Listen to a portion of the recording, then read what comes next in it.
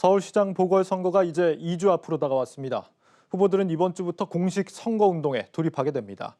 이번 선거에서 단연 주목받는 것은 경제 공약입니다. 특히 부동산 공약의 경우 실현 가능성에 대한 의문과 포퓰리즘 논란이 끊이질 않고 있습니다. 조연 신인규 기자가 집중 분석했습니다. 이번 서울시장 보궐선거는 유권자도 여야 후보들도 부동산에 방점을 찍고 있습니다. 치솟는 집값과 전셋값에 내 집 마련은 더 어려워졌고 집이 있는 사람들도 세금에 허덕이며 정책 불신이 더 높아졌기 때문입니다. 여야 주요 후보들의 서울 부동산 공약을 따져보겠습니다. 후보들은 대규모 주택 공급을 앞다퉈 내세웠습니다. 더불어민주당 박영선 후보는 30만 가구, 국민의힘 오세훈 후보는 36만 가구, 국민의당 안철수 후보는 74만 6천 가구를 5년 안에 공급하겠다고 약속했습니다. 실제 지난 5년간 서울의 주택 공급량이 16만 가구 수준이었던 것에 비교하면 공급 폭탄에 가깝습니다. 전문가들은 실현 가능성에 의문을 던집니다. 현실적으로는 굉장히 어렵다라고 보여집니다. 특히 이제 물량 자체가 많다는 것도 있지만은 현실적으로 진행함에 있어서는 재건축 초과이익 환수라든가 기타 세제, 금융 규제 이런 것들이 많이 엮여 있기 때문에 임기 내에 달성하기에는 쉽지는 않을 것으로 보입니다. 이번 공약은 거의 나는 몇 개 짓겠다, 몇 채 짓겠다 이런 식의 경쟁적으로 좀 숫자를 남발하는 그 정도로 좀 비화된 것이 굉장히 안타깝습니다. 세부 계획도 모호합니다. 박영선 후보는 평당 1,000만 원의 반값 아파트 공공임대주택을 30만 호 공급하겠다고 했지만 이를 지을 만한 공공부지 확보가 마땅치 않습니다. 야권의 오세훈, 안철수 후보는 재개발 재건축 활성화에 무게를 실었는데 자칫 투기 심리를 더 자극시킬 수 있다는 우려의 목소리가 나옵니다. 지난 16일 발표된 2021년도 공시가격.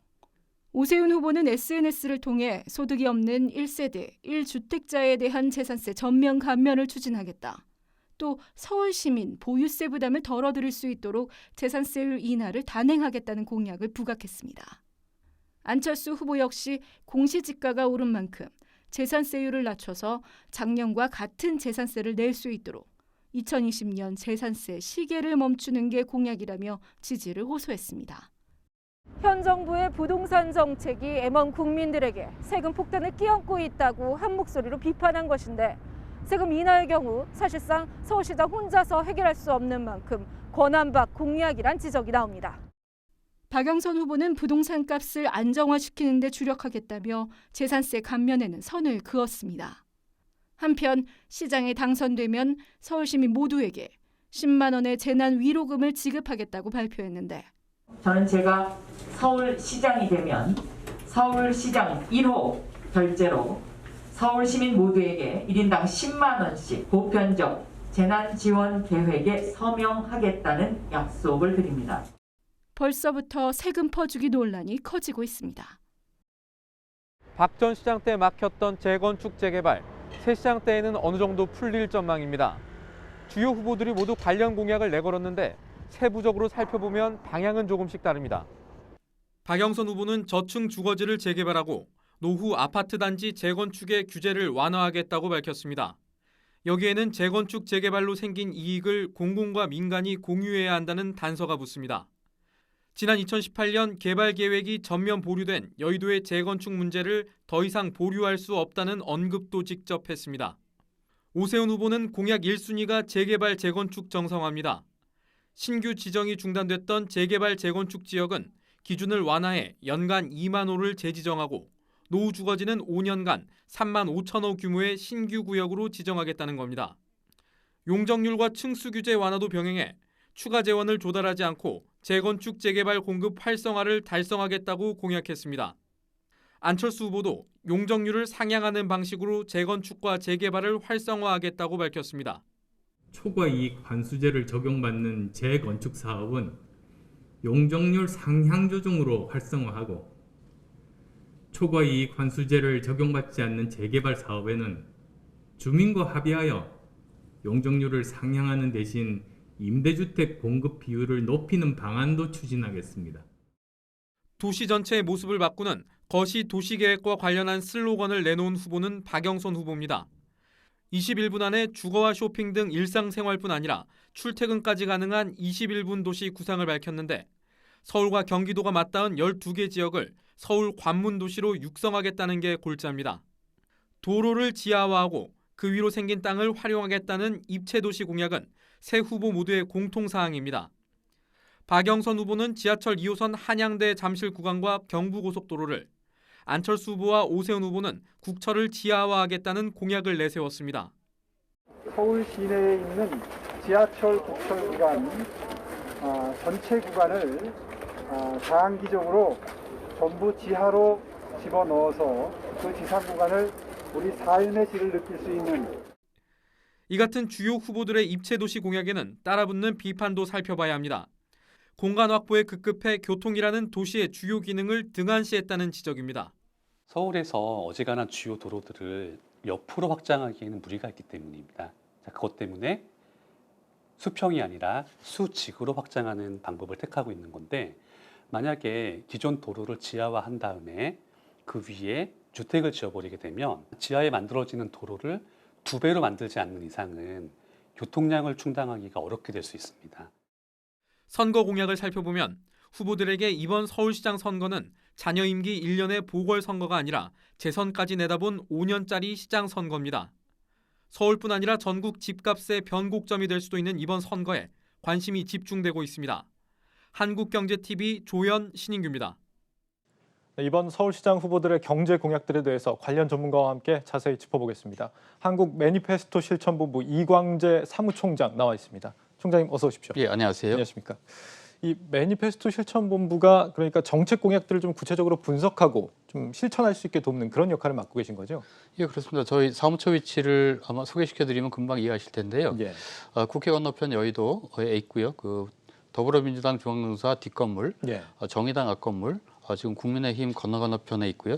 국민의당도 그 근처에 있습니다. 그래서 저희는 선거 때 표로 기한 거짓말을 하지 않나 이런 것들을 검증하는 그런 시민단체입니다. 그렇군요. 굉장히 중요한 단체인 것 같은데 이번 서울시장 선거의 경우에 이 유권자들이 가장 주목하는 이슈라고 한다면 어떤 걸 꼽을 수 있을까요?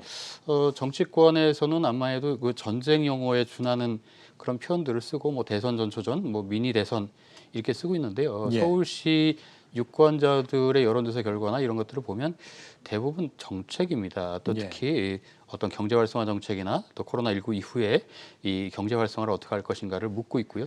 또 부동산 정책이 앞으로 어떻게 될 건가를 묻고 있습니다. 그래서 정치권이 의도하는 것과는 좀 달리 유권자들은 정책, 또 특히 경제 정책에 대해서 후보들에게 묻고 있다 이렇게 보고 있습니다. 그렇군요.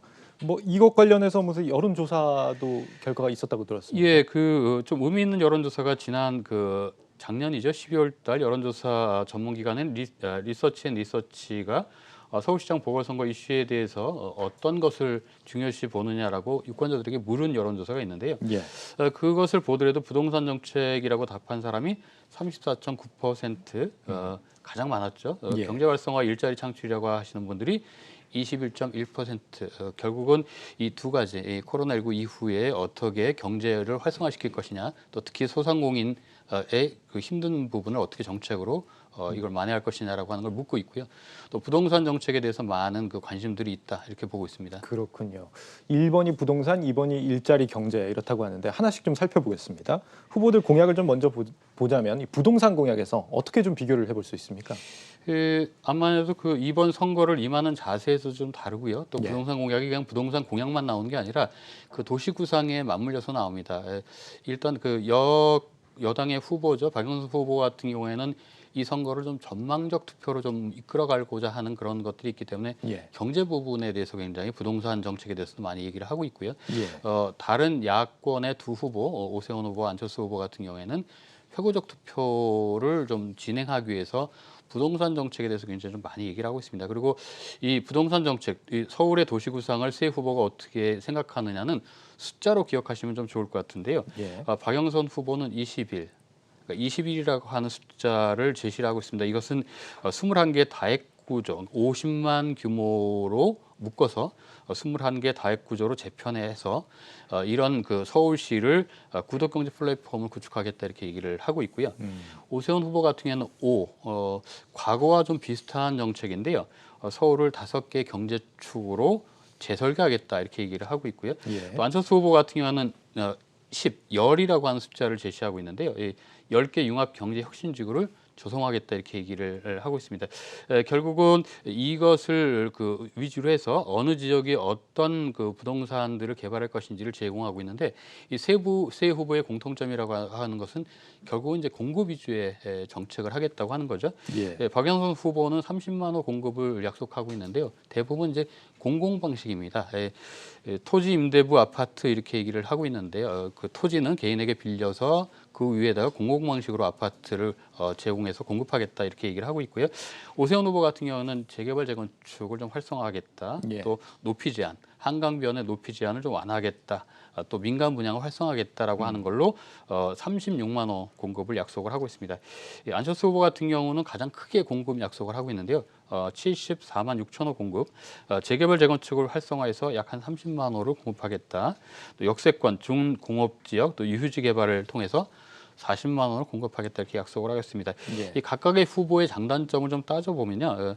박영선 후보 같은 경우에는 그 도시구상 같은 경우가 굉장히 선진적이고 좀 좋을 수가 있다. 하지만 이 서울시 아파트의 이 토지 임대부 공급 방식이 30년 이상 된 아파트를 대상으로 하고 있다 이렇게 얘기를 하고 있는데요.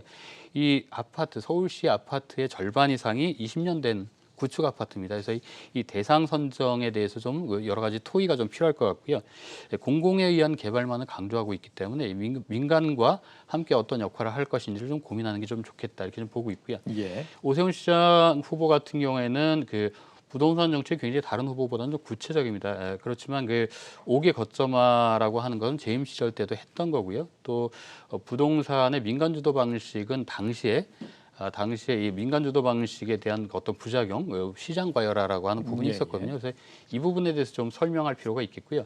안철수 후보 같은 경우는 공급 규모가 굉장히 크게 있지만 이 세부 그 정책을 들여다보면 다양한 방식으로 접근하고 있는 듯하지만 그 임기 내 이런 것들을 공급하겠다고 하는 그 단기 계획들은 그렇게 많이 보이지 않거든요. 그래서 이런 부분은 좀 보완할 필요가 있겠다 이렇게 보고 있습니다. 예. 일단 세 후보 모두 다 공급에 대해서 방점을 두고 있고 뭐 박영선 후보 같은 경우는 공공에 그리고 오세훈 후보 같은 경우는 좀 민간 쪽에 무게를 두고 있는 것 같은데 어떻게 보면 좀 각 그 후보들의 공약들이 좀 본인들의 색깔하고 굉장히 좀 잘 맞아 떨어진다라고 볼 수도 있을 것 같습니다. 그런데 이 후보들이 내세운 공약들이 좀 면면히 보면은 서울시장의 권한을 좀 넘어서는 부분도 좀 있어 보입니다. 이런 부분들은 어떻게 봐야 될까요? 실제로 좀 실현 가능성이 있다라고 봐야 되는 겁니까? 중앙 정부와의 그 여러 가지 그 협업을 하거나 논의하거나 합의해야 되는 부분도 굉장히 좀 많습니다만은 예. 이 언론이나 여러 그 정책에 대해서 관여하고 계시는 분들이 많이 공급이 좀 부족하다라고 얘기해서 이 세 후보 모두 공급에 지금 초점을 맞추고 있는데요. 유권자들이 이런 부분, 어떻게 권한이 넘는다, 또 지방 정부와 중앙 정부 간의 협의 과정들이 남아 있다 이런 것을 떠나서 예. 두 가지 좀 더 관심을 있게 좀 보셔야 될 게요. 이게 단기간 내에 될 수 있는 정책들은 거의 없습니다. 특히 부지 마련에서 서울시는 굉장히 서울적으로 좀 어려움을 겪게 될 거고요.